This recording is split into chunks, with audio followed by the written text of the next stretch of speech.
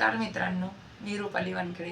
आजच्या व्हिडिओमध्ये आपण पाहणार आहोत वेळेची किंमत म्हणजे स्वतःची किंमत। ओके, या जीवनात प्रत्येक गोष्ट आपल्याला परत परत मिळू शकते, पण वेळेचं मोल लावता येते का हो?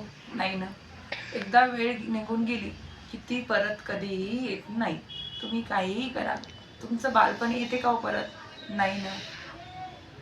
तसंच वेळेला एवढं महत्त्व आहे, खूप महत्त्व आहे जीवनात। एकदा गेलेली वेळ तुमच्या जीवनात कधीही परत येत नाही। नाही येत म्हणजे नाही येत। तुम्ही खूप पैसे कमवा, ते पैसे तुम्ही यूज करता, परत कमवता, परत यूज करता, पण गेलेली वेळ भरून काढता येत नाही। आणि त्यासाठी मी आजच्या मोमेंटमध्ये कसं जगायचं याच्याबद्दल माहिती सांगणार आहे। वेळ कशी यूजफुल ठरवायची याबद्दल मी तुम्हाला माहिती सांगणार आहे। ओके, फॉर एक्झाम्पल, आपल्या जवळचं खूप जवळचं एखादा व्यक्ती गेलं, ते व्यक्ती जर आपल्या जवळचं, ती व्यक्ती म्हणजेच आपलं जीवन असते। एखादा व्यक्ती राहते ना, एखाद्याच्या जीवनात एखाद्याची आई राहते, ती जर नसली तर आपण आई नसली कल्पना करू शकतो का? नाही ना। घरात गेल्याबरोबर आपल्याला आई पाहिजेत राहते, घरात नाही येऊन म्हणजे कुठेही आपल्याला आई लागते। जर आईच नसली असं म्हणू नाही, पण आईच नसली तर त्या व्यक्तीला कसं फील होईल?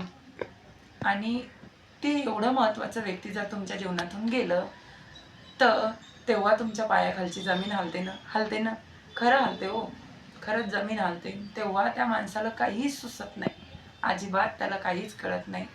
पण वेळच ही असते की प्रत्येक गोष्टीवर मलम ही वेळच ठरते। तो कार्यक्रम पार होतो, 1 वर्ष होते, 2 वर्ष होते, आपण परत आपल्या रुळावर येतो आणि ही वेळच आपल्याला त्या गोष्टीतून बाहेर काढते। परत ते क्षण आठवला की आपलं मन भरून येते ना। पण आपल्याला माहिती होते वेळेनुसार की आपल्याला पण जाणं आहे, आणि वेळच ही जन्म आणि मृत्यूमधला फरक ठरवते, आहे ना। निसर्गानं आपल्याला एवढं सुंदर जीवन दिलेलं आहे, एवढं सुंदर, या सुंदर पृथ्वीवर आपल्याला पाठवलेलं आहे काही वेळासाठीच ना। भगवान बुद्धाच्या भाषेत बोलायचं झालं तर काही क्षणासाठीच आलेलो आपण इथं, आणि ते क्षण पण आपण खूप आनंदाने न जगता आपण आयुष्यभर ट्रेस घेत राहतो। त्याचं काय सुरू आहे, त्यानं काय केलं, तो तसा का म्हणला, ती अशी का म्हणली, सगळ्या गोष्टी आपण दिवसभर यामध्येच घालत राहतो।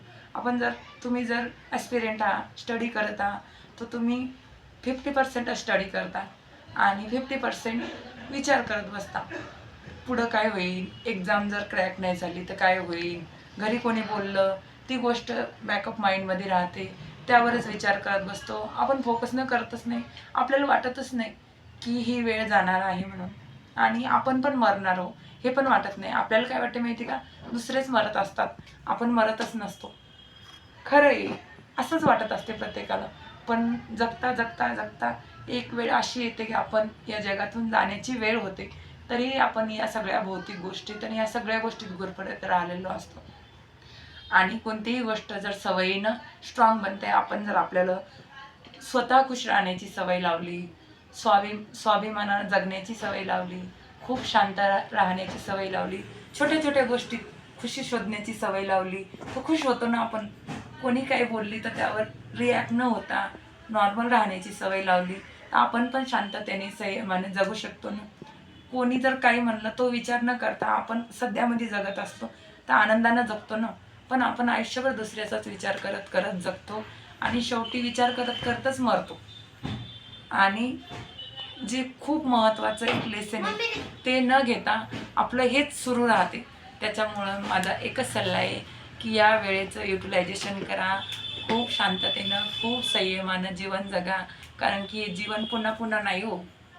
भगवान बुद्ध म्हणतात, तुम्ही जसे कर्म केले, जसं खूप छान वागलं तर खूप छान येते तुमच्याकडं।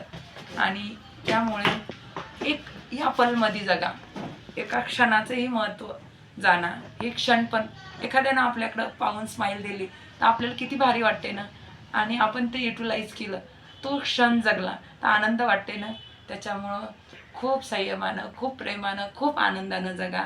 आणि परत एकदा सांगते, खूप पैसे कमवा, पैसे पण कमवा, पैसे पण, भौतिक जग पण खूप महत्त्वाचे, त्याबरोबर संयमही खूप महत्त्वाचं आहे. ओके, कारण की आपण इथं जाण्यासाठीच आलेलो. ओके, त्याच्यामुळं आपण शांततेने गेलं पाहिजे. ओके, एवढं बोलून मी तुमचा निरोप घेते. आणि व्हिडिओ जर आवडला असेल तर लाईक करा, सबस्क्राईब करा, तुमच्या थिअरी मला सांगा. ओके, परत भेटूया नेक्स्ट व्हिडिओमध्ये.